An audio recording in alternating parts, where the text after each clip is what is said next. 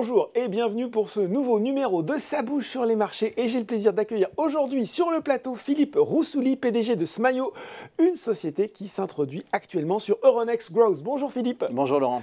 Et ça me fait particulièrement plaisir de vous recevoir en tant qu'animateur du journal des bibliothèques parce que Smayo, ça veut dire Software, Machines and Adaptative Implants in Orthopedics. Et là, on se dit qu'on est en face d'une medtech spécialisée dans la chirurgie du rachis. On pose dispositifs implantables, services associés. Mais justement, j'ai lu sur le communiqué de presse, j'ai lu avec attention, parcouru que Smayo, c'était plus que ça. Et bien justement, est-ce que vous pouvez m'expliquer le positionnement de votre société et ce plus par rapport à ce qui existe actuellement ? Oui, absolument, Laurent. Donc, Smayo, c'est une société qui a une histoire un peu particulière puisque ça a été d'abord une société de logiciels qui a été fondée en 2009 avec mon père. Et donc, on a créé une plateforme qui permet aux chirurgiens spécialistes de la colonne vertébrale d'analyser de façon objective les performances et le risque des chirurgies qu'ils mettent en œuvre. Cette plateforme, elle s'appelle Keops. Aujourd'hui, elle contient plus de 100 000 dossiers patients.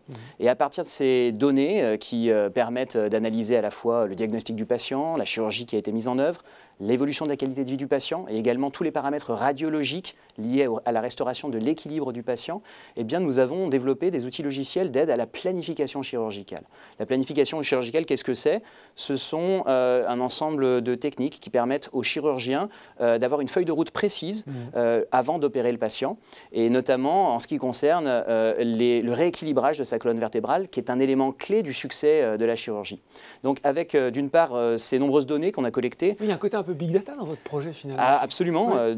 On analyse pour chaque dossier patient plusieurs centaines de paramètres qui vont de la qualité de vie aux éléments socio-professionnels, beaucoup d'éléments liés à la radio, à sa morphologie, et également à l'espacement entre chaque disque intervertébral. Donc les données que l'on va collecter sont extrêmement précieuses ensuite pour permettre aux chirurgiens d'avoir la meilleure approche possible de restauration de l'équilibre. Mais on ne fait pas que du logiciel. Oui, c'est ça, il n'y a pas que cette brique logicielle. Aujourd'hui, on a développé également des aspects pour aider le chirurgien pendant la chirurgie à exécuter cette feuille de route, donc des implants, avec notamment l'un de notre implant Chiron qui permet de réaligner parfaitement la colonne vertébrale, l'ensemble des vertèbres sur une tige d'union en titane qui elle-même va être cintrée, donc on va lui donner une courbure qui va épouser la forme du dos appropriée à chaque patient en fonction de sa morphologie. Et puis on va également disposer de guides en impression 3D qui ont été imprimés à partir du scanner de chaque vertèbre et qui vont permettre de positionner très précisément nos implants à l'intérieur des vertèbres. Donc la planification avant la chirurgie, l'exécution de la chirurgie et notre métier historique d'analyse des résultats à long terme de la chirurgie, c'est ce qui fait l'ADN un petit peu unique de Smayo. Bon, un positionnement original, un acteur intégré. Quels sont malgré tout vos concurrents sur ce secteur ?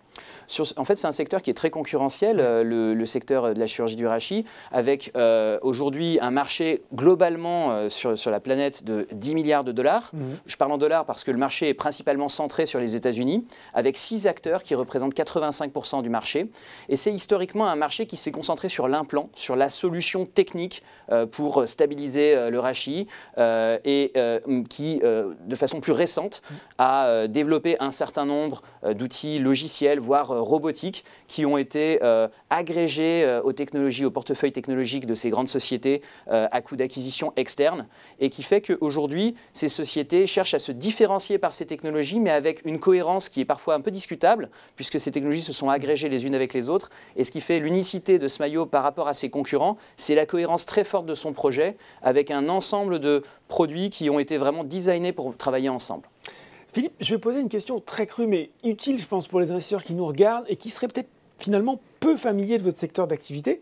Comment une société comme la vôtre gagne de l'argent ? Est-ce que vous affichez déjà aujourd'hui un chiffre d'affaires ? Alors absolument, Laurent. Aujourd'hui, on affiche déjà un chiffre d'affaires de 2,1 millions d'euros pour 2021, qui s'inscrit en très forte croissance par rapport à ce qu'il était en 2020, puisqu'on a fait plus de 70% de croissance l'année dernière.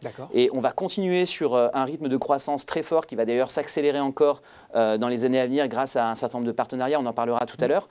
Et on est, comme n'importe quelle medtech, dans une activité qui effectivement ne génère pas de bénéfices ou de flux de cash positifs à court terme. On a une activité qui généralement s'échelonne en 3 grandes étapes. Une période de gestation qui est une période d'investissement très forte dans un concept technique, dans de l'industrialisation, dans du réglementaire. Ensuite, on a une période dans laquelle on va introduire le produit sur le marché et on va en fait analyser ses résultats cliniques, ajuster un certain nombre d'éléments de notre offre aux besoins des chirurgiens, à leurs contraintes. Et puis, c'est au cours de la 3e phase, qui est celle que l'on vise à partir de 2025, qui sera une phase d'expansion très forte sur le marché, qui nous permettra, grâce à des marges brutes qui sont généralement proches de 80%, de générer des flux positifs et soit seul, soit avec de la croissance externe, peut-être aussi en rejoignant un réseau plus important. On pense que notre technologie pourra constituer un nouveau paradigme sur le plan international. Bon, la route est claire, elle est tracée. Il faut en venir maintenant à cette introduction en bourse. Une opération qui se fait à prix ferme, 5,54 € par action. Et vous comptez lever environ 9 millions d'euros. Et ce qu'il faut mentionner déjà, c'est que vous avez des engagements à hauteur de 6,8 millions, dont environ 4,5 millions de la part de NuVasive et 2 millions venus de NextStage AM. Est-ce que vous pouvez nous en dire plus sur ces 2 investisseurs? Oui, absolument. Donc, NuVasive, c'est une grande fierté d'avoir réussi à les convaincre. NuVasive, c'est un leader mondial dans l'innovation de la colonne vertébrale. C'est une société qui est la numéro 3 du secteur, plus d'1 milliard de dollars de chiffre d'affaires. Donc, une belle marque de crédibilité pour votre technologie. Absolument, une belle marque de reconnaissance. Et donc, qui va intégrer dans leur offre nos outils de planification, donc, qui vont permettre aux chirurgiens qui travaillent avec NuVasive de déterminer cette feuille de route de réalignement avant la chirurgie. Ça va à la fois permettre à Smayo de renforcer sa crédibilité sur le marché américain, qui est un objectif important. Ça va nous permettre également de faire des co-développements avec NuVasive et de toucher un certain nombre de milestones qui sont prévus dans le cadre de ces co-développements. Et puis, ça va nous permettre de générer un flux d'activités, de revenus en lien avec le service de planification que nous allons offrir aux clients de NuVasive avec des volumes très importants qui sont prévus sur les années à venir. Donc, c'est un premier partenariat qui, pour nous, est extrêmement structurant. Le deuxième partenariat que vous évoquez, donc en tout cas le deuxième engagement de souscription, c'est NextStage. Donc c'est là encore une grande fierté. NextStage, c'est vraiment les investisseurs entrepreneurs. On a eu un contact humain exceptionnel avec les associés et toute l'équipe d'ailleurs de NextStage, avec un travail d'analyse qui a été fourni par le fonds que personnellement je trouve remarquable, qui a analysé de façon très fine l'ensemble des éléments clés de notre succès futur. Et je suis convaincu que la collaboration avec NextStage sera très profitable avec des gens qui comprennent les entrepreneurs et qui ont une vision sur le long terme de ce type d'activité. Bon, question rituelle dans sa bouche sur les marchés. Comment vous allez employer les capitaux levés et pour quelles priorités stratégiques? En fait, aujourd'hui, on a 3 priorités stratégiques en lien avec cette levée de fonds.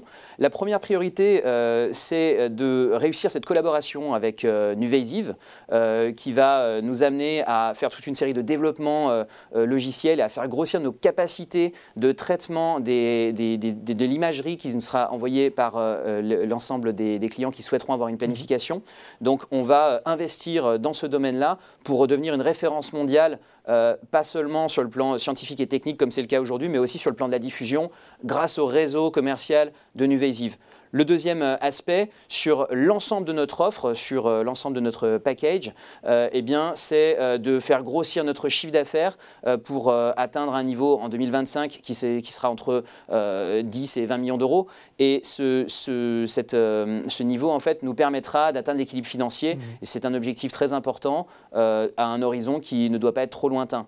Et le troisième objectif, c'est en utilisant le potentiel d'un certain nombre de technologies que l'on est en train de développer, notamment celle qui permet d'imprimer en 3D une pièce qui va pouvoir, à partir du scanner d'une vertèbre, s'y accoupler de façon congruente. Eh bien, avec ces pièces-là sur lesquelles on pourra mettre des cibles, on sera capable de guider des bras robotisés et on arrivera à mettre sur le marché un robot actif, probablement en partenariat avec d'autres acteurs, qui permettra de soulager le chirurgien d'un certain nombre de tâches, d'accélérer l'exécution de la chirurgie, de la rendre beaucoup plus précise et et d'en diminuer encore le risque. Donc c'est tout un programme en fait à court, moyen et long terme qu'on souhaite suivre de façon minutieuse et ambitieuse.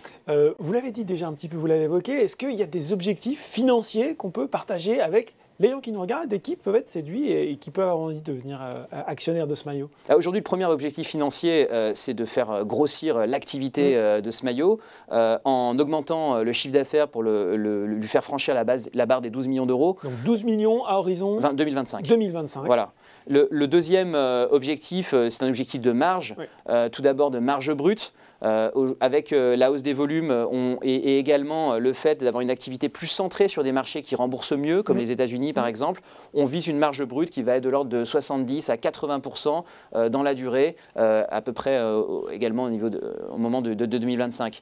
Et puis les autres objectifs financiers vont concerner nos performances de vente, notre capacité aussi à sortir des projets dans le temps en maîtrisant les coûts. Donc tout est détaillé et on va suivre une feuille de route précise. Voilà, donc une belle feuille de route. Merci Philippe d'avoir partagé pour nous les ambitions de Smayo lors de cette introduction en bourse. Et si vous avez été séduit par les perspectives de cette société de santé innovante, la période de souscription est ouverte jusqu'au 31 mars pour un prix ferme de l'action à 5,54 €. Le démarrage de cotation se fera lui le 6 avril. Et je termine en précisant que la société est éligible au PEA, PME, à la réduction d'impôt sur le revenu et que Smayo a été reconnue entreprise innovante par BPI France. Ça bouge sur les marchés, c'est fini pour aujourd'hui. À très bientôt pour un nouveau numéro.